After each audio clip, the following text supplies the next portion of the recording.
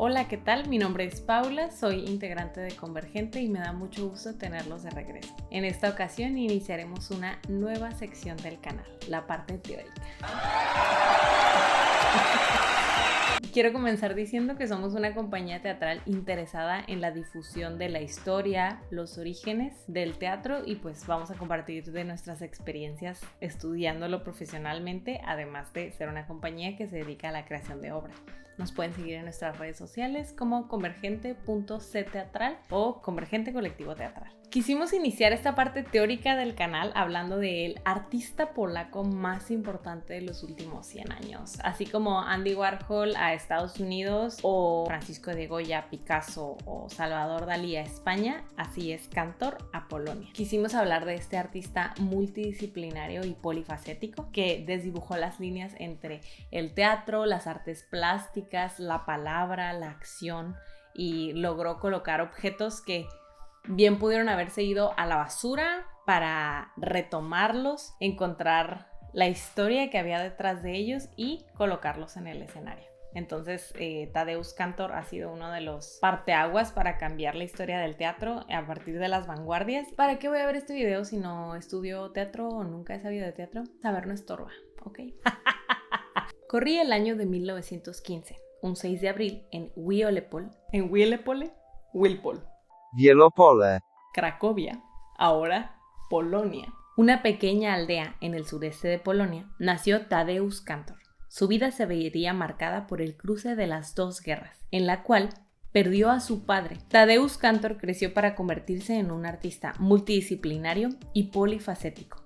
Comenzó estudiando pintura en Cracovia y terminó accidentalmente en el teatro. Su constante experimentación lo llevó a un desarrollo muy interesante de la acción y de la forma. En realidad, él no estaba en contra de ninguna institución política, no tenía ninguna postura en contra. Lo único que sucedía era que era una persona que tenía una postura revolucionaria. No era que él fuera propiamente revolucionario políticamente, sino que tenía una forma distinta de investigar las ideas y de abordarlas o profundizar en las mismas. Regresemos un poco en el tiempo.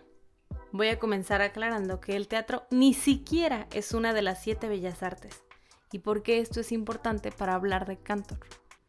Esta clasificación nos acompaña desde la antigua Grecia, donde se dividían las artes incluso por artes menores y mayores. No fue hasta 1746 que Charles Batteux escribió un tratado acerca de las 6 bellas artes, unificadas por conceptos de belleza y buen gusto que se establecieron y se aceptaron, entre las cuales estaban la pintura, la escultura, arquitectura, música, danza y literatura. En 1911, Ricciotto Canudo integró en el Manifiesto de las 7 Artes al cine a la consagrada lista, que a decir verdad, tampoco es que contemple mucho el arte moderno. Pero esa es otra historia, para otro día. A todo esto, ¿alguien me puede decir dónde está el teatro, por favor? Ah, gracias, ahí está. Es considerado como una de las ramas de la literatura, al igual que la poesía, el ensayo o la narrativa. Un adulto independiente.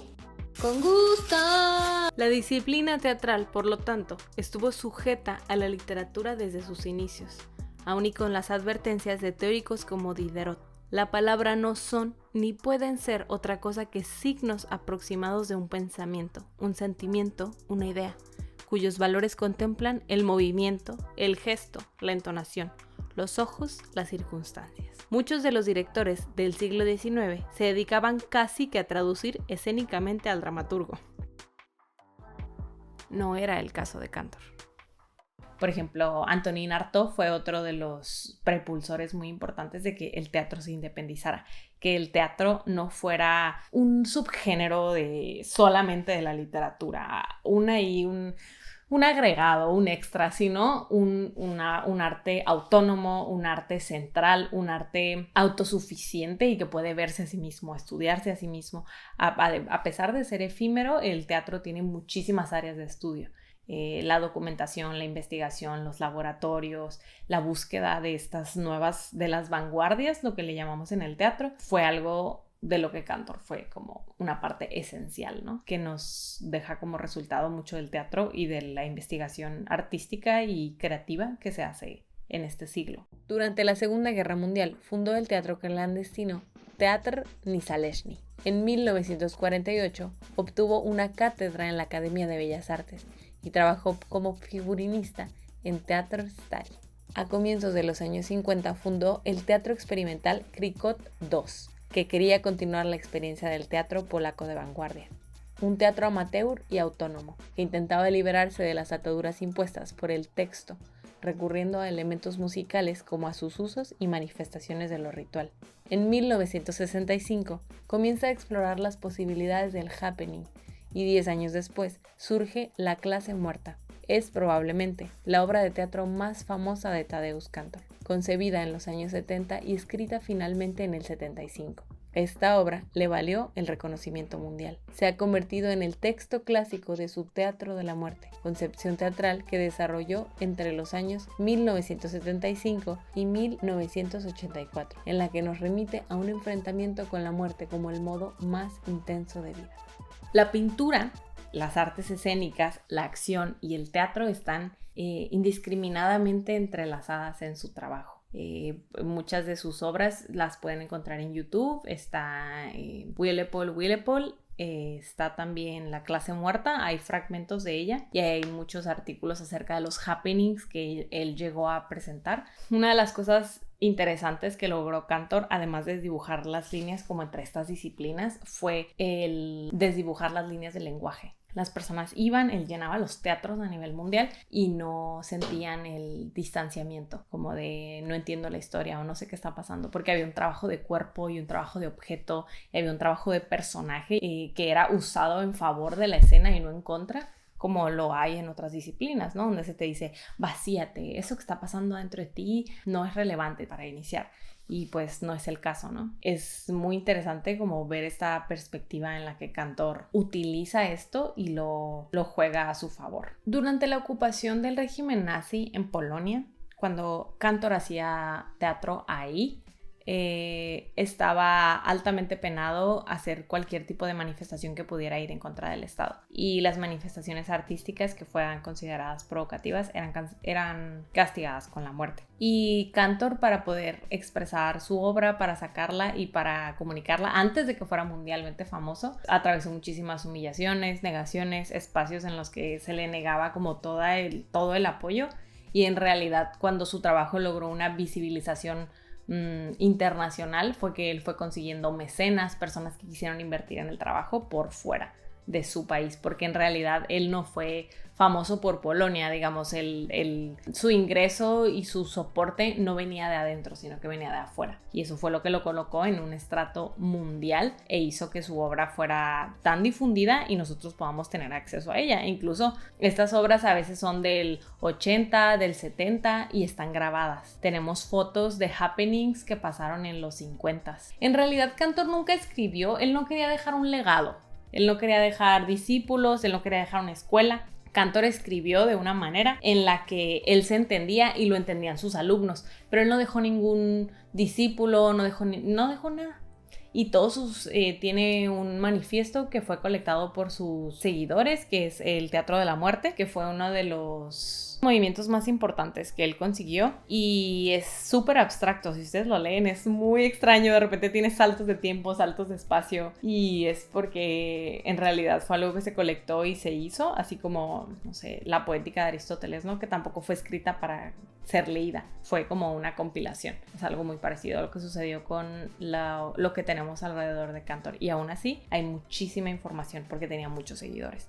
A finales del siglo XIX, como sucedió todo esto de las guerras, la posguerra, había como una crisis existencial, ahora sí, donde era como, ¿qué es importante para nosotros? ¿Qué nos interesa? ¿De qué se trata esta vida? ¿Por qué Dios no estuvo aquí con nosotros atravesando estas guerras? Las personas cayeron en un proceso de cuestionarse muchísimas cosas, como tal vez está sucediendo ahorita o sucedió durante el año pasado y con la pandemia por COVID-19, donde tuvimos un cambio muy radical de ver las cosas, y eso fue algo que sucedió durante la época de la posguerra, ¿no? Y a partir de eso hubo un despunte muy importante en diferentes movimientos artísticos, filosóficos, en la ciencia incluso. Y desde el punto de vista artístico, pues surgieron muchos, por ejemplo, el surrealismo, el cubismo, el dadaísmo, el existencialismo. Y dentro de todas estas búsquedas y todos estos encuentros, había como muchas personas haciendo grupos, encontrándose en los cafés de París para discutir y hablar. Estaba todo este énfasis en el psicoanálisis, ¿no? Las personas estaban haciendo fila para ser analizados por Freud.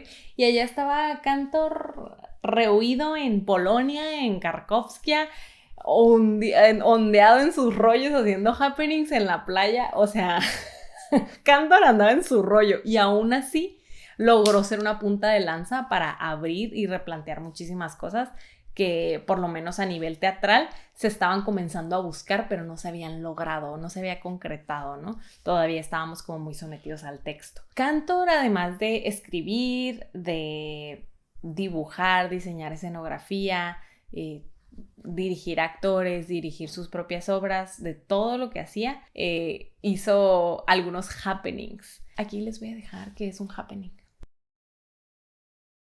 En ese momento no tenían el nombre o como el subtítulo de ser un happening, pero eventualmente se fueron descubriendo como eso. En 1955, Cantor se fue al mar con su grupo de teatro y un actor llamado Edward Krasinski. E hicieron un happening que se llamaba Concert at the Sea. The Concert at the Sea en 1955 fue uno de los primeros happenings que dirigió Cantor. El actor Edward Krasinski se subió a un estrado sobre la arena con su frac negro a dirigir el mar, ¿no? A dirigir el flujo de las olas y acompañarlo. Y ese fue el primer happening y las personas se acercaban a escuchar el concierto que estaba dando el mar. El segundo fue Cantor dirigiendo a las personas para poder construir una réplica de una pintura y pues los modelos fueron elegidos de entre las personas que estaban asistiendo ese día a la playa y estaban ahí caminando y nada. Y Cantor estaba vestido con un sombrero negro y una camisa de rayas para llamar la atención y hacer que las personas voltearan como hacia donde él estaba caminando. Si eres estudiante de teatro o de artes escénicas, saber de Cantor es fundamental.